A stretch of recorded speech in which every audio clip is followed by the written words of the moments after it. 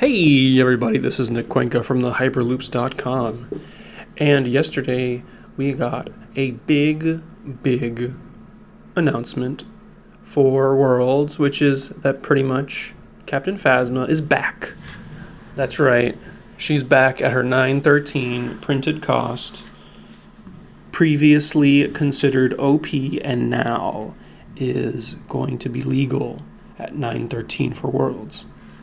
Now, this is a huge thing, a huge shakeup. We're definitely going to have to test her a lot. I actually tested her yesterday a little bit, and it was a lot of fun. The big thing on everyone's mind is the combo of her with Kylo 2. And here he is, Kylo 2. And I think that is a definitely a good combo. I actually finished up an article today. You can go check it out. And the link's in the description, where I discuss previously the Kylo Phasma pairing and how that affected the metagame and why that was thought to be too powerful, and that why the nerf happened in the first place. And it's a very different world than we are living in now. I won't go too deep into that because my article is pretty much about that, but basically the situation is very different.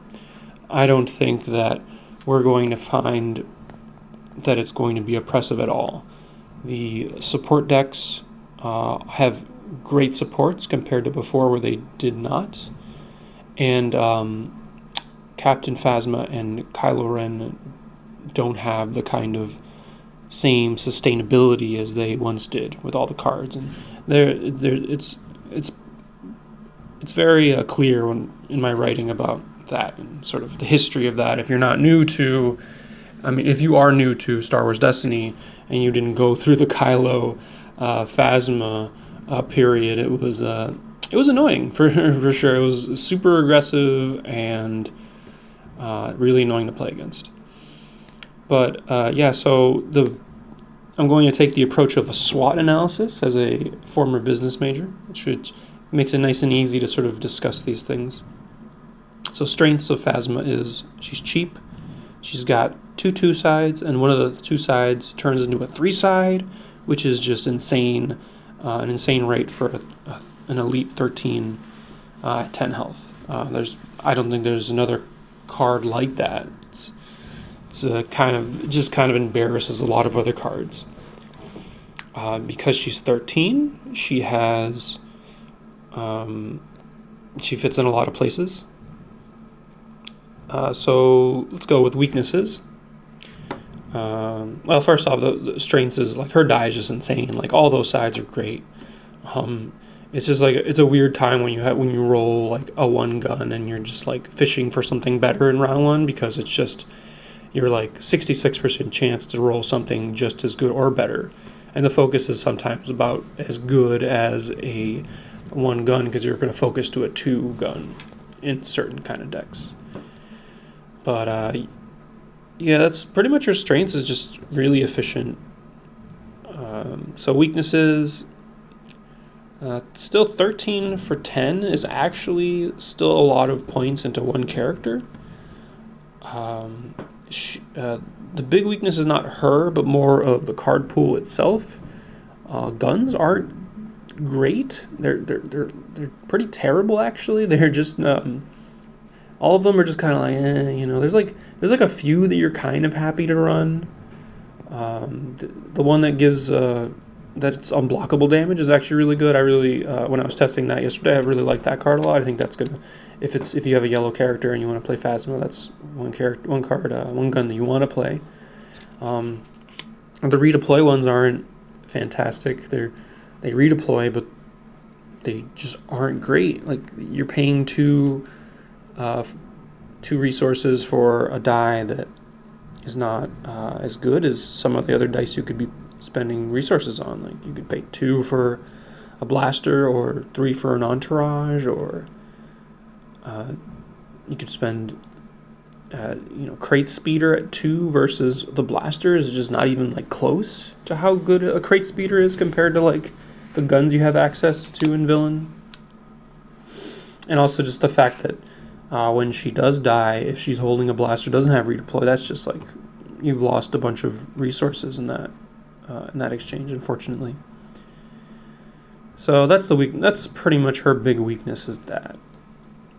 The opportunities here are pretty great for her because the pairing with Kylo is, on first glance, is actually pretty good because Reylo is number one dog on the mountain right now.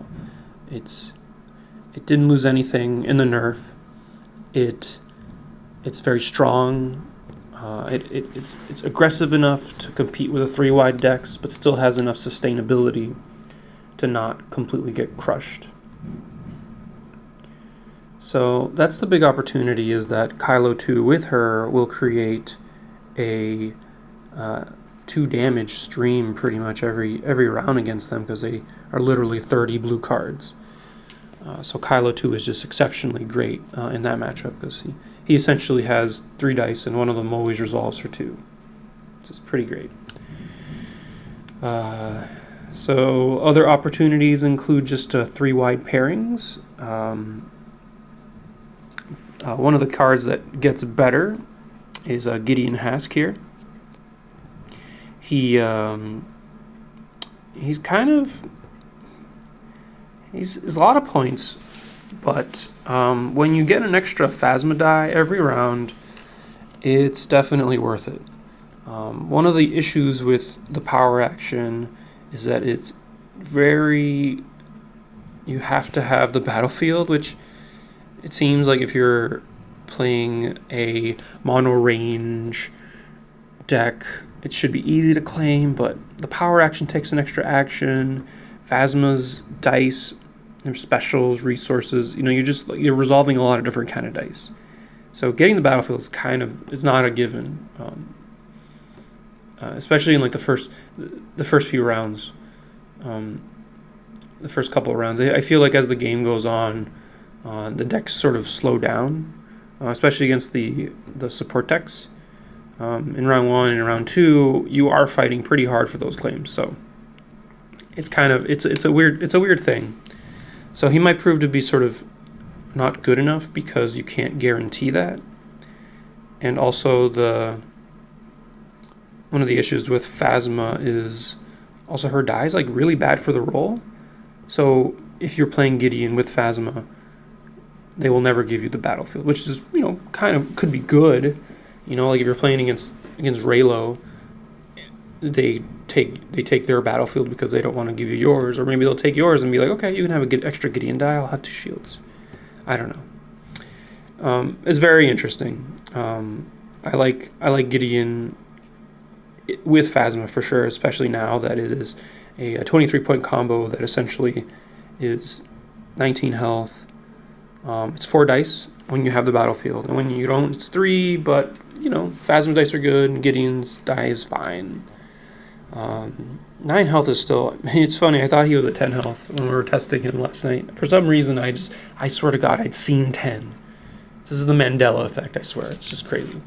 But anyways, 9 health, 10 for 9, or 13. You can also do some weird thing where you can do Elite Gideon and a 9-point Phasma, and that really will make Gideon the primary focus, but that will free up an extra point, because for some reason Phasma is a 9. I don't really understand that, but yeah, so she's a 9, and that's 22 points.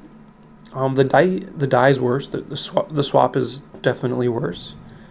So it's probably worth that extra point, because just having an extra 3 is fantastic, and the exchange of a solid 2 versus an indirect 2 is huge. So it's probably worth it to have it the other one. So the threats to Phasma herself is that she just is are pretty much I believe the 3-wide support decks just have a lot of health. They can leverage that into damage, and dealing 10 to Phasma isn't too hard by even round 2, beginning of round 3. Keeping her alive is kind of hard because of the tools that we have. Riot Shield is fantastic. It's like, because she has been errata to be a trooper and a leader. The fact she's a leader is also amazing.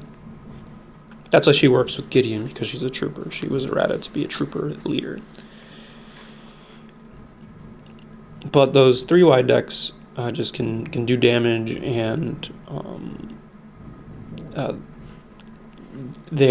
if you position yourself into be something like Kylo 2 with Phasma, you're going to be looking at a situation where you play a Kylo Phasma deck into like a C-3PO R2, whatever deck, chopper deck. Maybe chopper's fine, but if they're on the support plan and you're playing a red-blue deck and you don't have DM to blow up support, you're just gonna lose. Like, there's just no way. You can't beat them. It's just the health pool is too low, and you don't have the cards that you used to have, like Force Illusion and Shoto and Ancient Lightsaber. So now you just have Riot Shield, which is fine. You can say it's like a Force Illusion, but you can't actually. It's only a 2 savings on Kylo, and if I feel like against the mono decks you're going to be favored, which is pretty much just Raylo right now. There is a possibility for a Phasma Gideon First Order Stormtrooper kind of deck. That might be okay. I don't know. Another opportunity, which I forgot to mention, which some people were talking about, is you can play Phasma with IG88 17. I don't love that. I just don't really know where in the metagame that's positioned to be like good.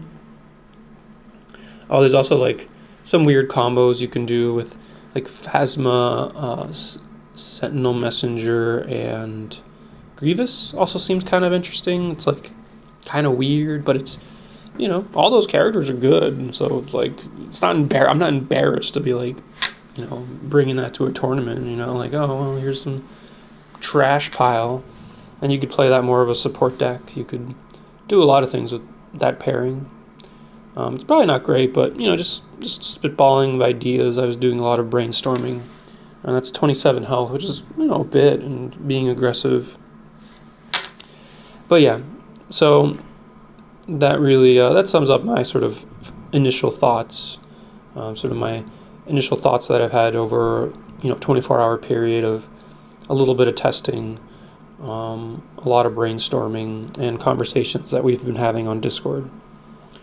So yeah, if you like this, please like and subscribe, and if you want to be a super supporter, you can check out our Patreon. We have a great Discord, and we also have videos available to our tournament prep tier.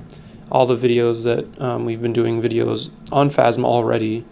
Yesterday, I did some yesterday. I haven't uploaded them yet, but Honestly Sarcastic did some. And it's a great resource leading into Worlds and the other Destiny events that are coming up in the future. All right, take care and stay classy.